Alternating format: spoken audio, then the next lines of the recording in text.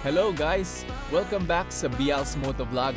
Panibagong araw, panibagong biyahe, panibagong laban sa buhay. Bago tayo mag-ride, gusto ko lang mag-share ng konting motivation habang nasa kalsada tayo. Kasi minsan, hindi lang gasolina ang kailangan natin, kundi lakas ng loob. Sa bawat pag-andar ng motor, parang buhay din natin yan. Minsan smooth ang daan, minsan lubak-lubak. Minsan mabilis ang takbo ng pangarap mo. Minsan parang humihinto ka na. Pero tandaan mo ito. Hindi importante kung gaano ka kabilis magsimula.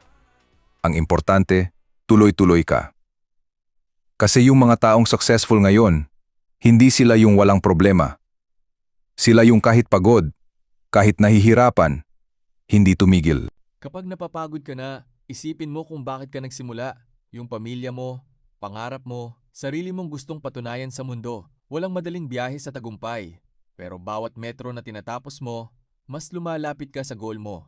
Kaya kung nasaan ka man ngayon, studies, work, o simpleng pag-struggle sa buhay, ituloy mo lang ang andar.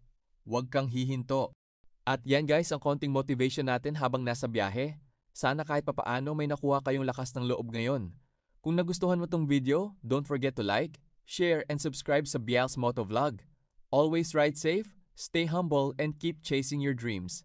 This is Bial, signing off. See you on the next ride.